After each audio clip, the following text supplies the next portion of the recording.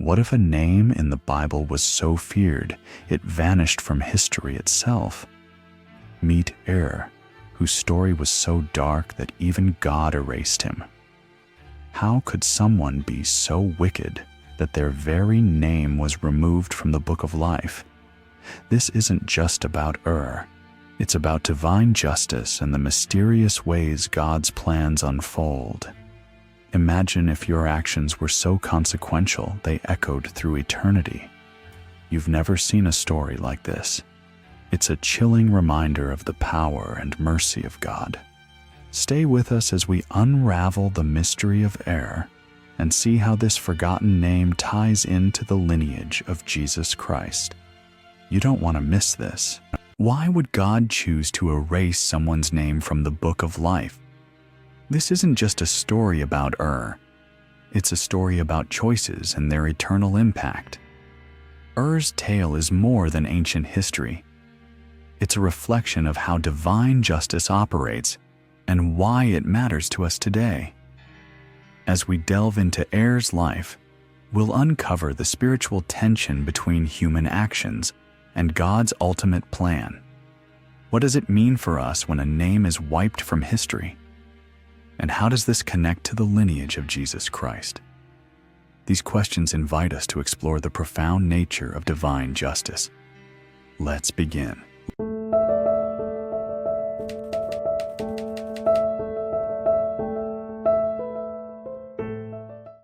In the era of the patriarchs, we find ourselves amidst the unfolding promises made to Abraham, Isaac, and Jacob. Their lives were woven with divine covenants and a destiny that would shape the world eternally. At the heart of this narrative is Judah, one of Jacob's sons. His lineage is destined to bring forth the Messiah, a promise that carries both hope and profound responsibility. As we delve into this moment in Scripture, we meet Judah's firstborn. His story poses deep questions. What could lead to a name being erased from the book of life? How do the actions of one man ripple through generations with such significance?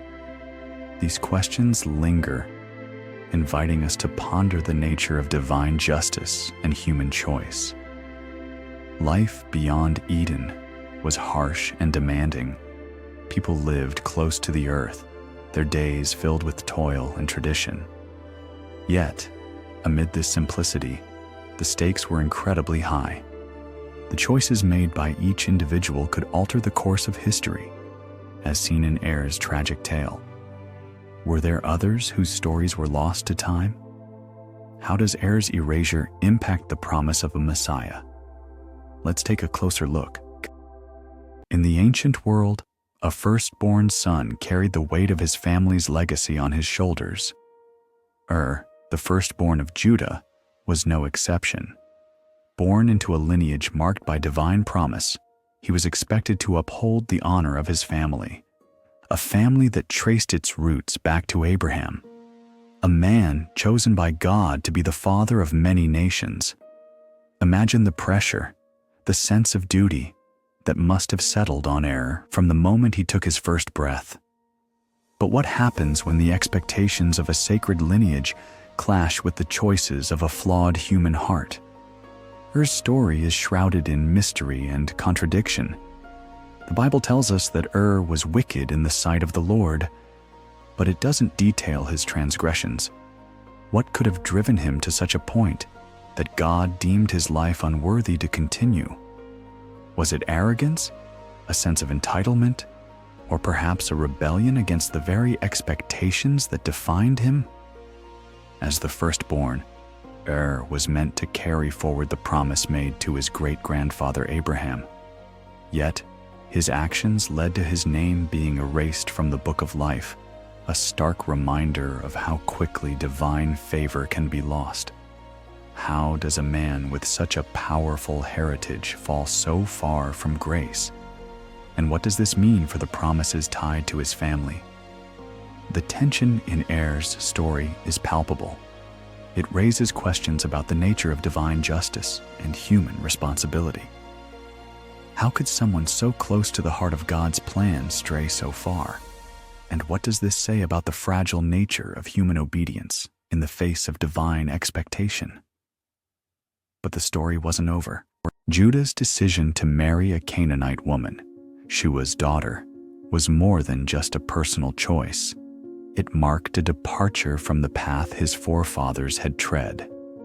Marrying outside his people, beyond those who shared the covenant with God, was a move that sparked curiosity and concern. What implications did it hold for the legacy he was destined to uphold? Born from this union, grew up in a household where the boundaries between faith and culture blurred. Picture a home where the stories of Abraham and Isaac were whispered alongside tales of Canaanite gods. How did this duality shape Er's sense of identity and faith? Was he caught between two worlds, unsure of where his true loyalties lay? The Bible doesn't offer much about Er's upbringing, but we can feel the tension. Judah's marriage to a Canaanite woman likely introduced diverse beliefs and practices into their home. Did view his father's choice as an act of rebellion or a compromise? Did it sow seeds of confusion or defiance in his young heart? As matured, the expectations of his lineage must have clashed with the reality of his upbringing. The weight of a divine promise rested on his shoulders, yet his foundation was unsteady. Could this internal conflict have played a role in the wickedness that led to his downfall? Ultimately, Judah's choice to marry a Canaanite woman wasn't just a personal decision. It was a pivotal moment that resonated through the generations. It set the stage for Er's tragic story and left us pondering the impact of our choices on those who follow in our footsteps. But the story wasn't over. Er's life was a blend of contrasting worlds. One foot grounded in the traditions of his Hebrew ancestors, the other drawn to the captivating customs of Canaan. Picture a young boy watching his father, Judah, navigate a marriage that was both a union and a fracture. Did feel the burden of being the firstborn, the one expected to carry on a legacy that seemed to be slipping through his fingers? In the quiet moments, did he hear the whispers of Hebrew prayers mingling with Canaanite chants? Perhaps he felt drawn to the gods of his mother's people, their rituals more tangible, more immediate. Or maybe he held tightly to the stories of Yahweh, the God of his forefathers, despite the confusion swirling around him. This tension must have been palpable, a constant reminder of the divide within his own heart. Was Er's spiritual blindness a result of this internal tug-of-war? Did he struggle to see the path laid out for him, obscured by the shadows of conflicting beliefs? The Bible tells us was wicked in the Lord's sight, but it leaves us wondering what led him to that point. Was it rebellion against a God he never fully understood? Or was it a deeper struggle, a battle between inherited faith and cultural influence that he couldn't reconcile? Er's story is a reminder of how the choices of one generation can ripple into the next. Judah's decision to marry outside his faith created a legacy of conflict for his son. And in Er's case, it was a legacy that ended in tragedy. But the story wasn't over. Tamar entered Er's life like a whisper of destiny, their union arranged amidst the shadows of family expectations. She was more than just a bride. She was a vital link in a chain that stretched back to the promises given to Abraham. Did see her as a partner in fulfilling a divine purpose, or merely as another obligation thrust upon him? In the quiet of their home, did Tamar sense the conflict within the struggle between his duties and desires? Perhaps she saw in him a man torn by the weight of a legacy he didn't choose, yet was bound to uphold. The Bible doesn't reveal what thought of Tamar, but it does tell us that he failed her. he failed to see the spiritual significance of their marriage, the opportunity to align his life with a greater calling. Er's wickedness wasn't just a moral failing, it was a spiritual blindness. His heart was closed to the covenant that his marriage represented. Was it fear of the unknown that kept him from embracing his role? Or was it a deeper resentment, a refusal to be shaped by forces he couldn't control? Tamar, on the other hand, seemed to understand the weight of the promise. Her actions later in the story reveal a woman willing to take risks to preserve a lineage that mattered. Did she pray for hoping he'd find his way back to the path of righteousness? Or did she silently grieve, knowing he was drifting further from his purpose? The tragedy of Er's life is that he never saw the beauty of what could have been.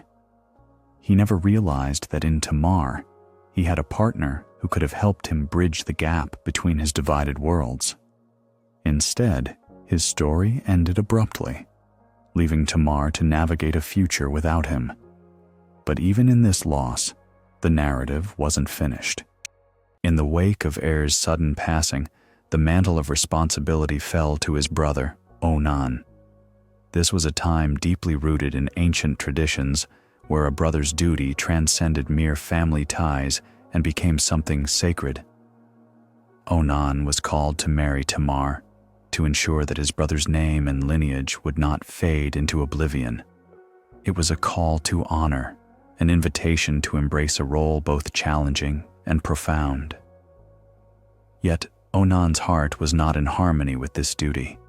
He viewed the obligation not as a chance for redemption or legacy, but as a burden. The Bible tells us, Onan knew that the offspring would not be his, and with this understanding, he chose a path of deceit.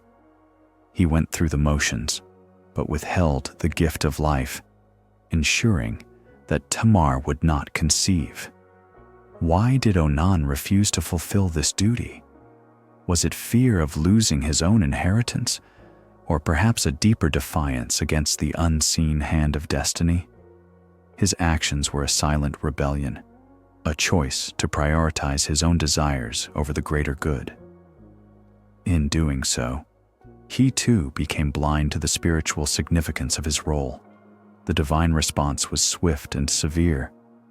Onan's life was taken, a stark reminder of the seriousness with which God viewed these familial and spiritual obligations. It's a moment that prompts us to reflect. How often do we, like Onan, see duty as a burden rather than a blessing? How often do we resist the roles we're meant to play, fearing what they might cost us? Yet, even as Onan's story concludes, the narrative continues to unfold. Tamar remains, a woman undeterred by the failures of those around her. She stands at the crossroads of destiny, ready to take bold steps in a world that seems to conspire against her. But the story wasn't over. Tamar found herself in a world where her future seemed bleak. Twice a widow, with no child to carry on the family name, she was left in a precarious position. Judah, her father-in-law, had promised her his youngest son, Shelah, when he came of age. But as time passed, it became clear that Judah had no intention of keeping this promise. Fear and suspicion clouded his judgment. Perhaps he thought Tamar was cursed, or maybe he was simply trying to protect his last remaining son. Faced with broken promises and uncertain prospects, Tamar took a bold step. She devised a plan to secure her place in the lineage she was destined to be part of. Disguising herself, she positioned herself on the road to Timnah, where she knew Judah would pass. It was a risky move, driven by desperation and a deep sense of injustice. What was she risking? Her reputation, her safety, her very life. But Tamar was determined to claim what was rightfully hers. When Judah approached her, not recognizing her, he offered her a pledge, a signet, cord, and staff, as a guarantee of payment. These items were not just personal effects, they were symbols of his identity and authority. Tamar's plan was set in motion, but it was more than just a clever ruse. It was a challenge to the status quo, a call for justice in a world that had denied her. Months later, when her pregnancy became known, Judah was quick to condemn her. "Bring her out and let her be burned," he declared, blinded by his own hypocrisy. But Tamar had held on to Judah's pledge, and at the crucial moment, she revealed them, saying, "I am pregnant by the man who owns these." In that instant, Judah's eyes were opened. He recognized not only his belongings, but his own failures. Judah's response was one of humility and acknowledgement. "She is more righteous than I," he admitted, realizing the depth of his neglect and the righteousness of Tamar's actions. It was a moment of transformation, where judgment turned to grace, and a broken promise became a path to redemption. But the story wasn't over. The birth of Perez and Zerah was a moment filled with tension and surprise. Tamar's labor was intense, and as the midwife prepared to welcome the twins, something unexpected unfolded. Zerah's hand emerged first, and the midwife quickly tied a scarlet thread around his wrist, marking him as the firstborn. But then, in a sudden twist, he drew back, and Perez was born instead. This reversal was more than just a physical struggle. It was a symbolic upheaval of expectations. In a culture where the firstborn son held the birthright and blessing, this unexpected turn challenged the norms. Why did God allow Perez to take the lead? What did it mean for the lineage of Judah? The birthright was not just about inheritance, it was about carrying the promise forward. And in this moment, God was showing that his plans often defy human logic. Perez, the unexpected firstborn, would continue the line that would eventually lead to King David and ultimately to Jesus Christ. It's a reminder that God's ways are not our ways, and his choices often surprise us. But there's more to this story than just a switch of birth order. It's about redemption and grace. Judah, who once failed Tamar, now sees his legacy carried on through her children. The story of Perez and Zerah is a testament to how God can bring beauty from brokenness, turning our failures into a part of his divine narrative. And so, the birth of Perez and Zerah wasn't just an ending. It was a beginning, a new chapter in a story that would shape the course of history. In the quiet of this moment, let us pause. Let us breathe. Here in the stillness, we find a space to be honest with ourselves. The story of the story of Judah, of Tamar. These are not just tales from ancient scrolls. They are reflections of the choices we all face, the paths we all walk. Consider the weight of your own decisions, not in the grand gestures, but in the small, daily choices that shape your heart. Are you nurturing the faith that was entrusted to you, or letting it slip quietly away, unnoticed, like sand through fingers? In the silence, ask yourself, what legacy are you building? Is it one of faith, honor, and truth? Or have you allowed the allure of the world to draw you away from your sacred promise? It's easy to be swept up by the noise of life, to let the urgent drown out the important. Yet in those moments of quiet conflict, where does your heart truly rest? Are you open to the unexpected ways God might be weaving redemption into your story, even now? Sit with these questions. Let them linger. Embrace the discomfort they bring, for it is often in our discomfort that truth finds its voice. And so, I ask you gently, what will you do now? How will you step forward, not with certainty, but with a quiet conviction that guides you back to the light? In the quiet embrace of this moment, everything comes together. Her story, though lost to time, resonates through eternity, speaking directly to us now. It's not merely about a name forgotten in history. It's about the choices that shape our very souls. Here lies the essential truth. The path you choose truly matters. Every step, every decision, carries the weight of eternity. You find yourself at a crossroads, much like This is about you. Will you allow your heart to harden, ignoring the gentle call of grace? Or will you choose to turn back, to return to the embrace of divine love? It's a choice between wandering in darkness or walking in the light of redemption. Feel the gravity of this moment. This is real. This is urgent. What will you do with the life you've been given? Will you dare to believe that redemption is possible, even for you? As the noise of the world fades, let this question settle in your heart. Are you ready to step into the light, to release what holds you back, and embrace the grace that is freely offered to you? And now, let us pause together in this sacred stillness. Hear the whisper of truth. It calls you home. Take a moment to breathe and reflect on what we've shared today. If this message has touched your heart, I invite you to share your thoughts in the comments below. Your journey is unique, and your voice matters here. Let's learn and grow together.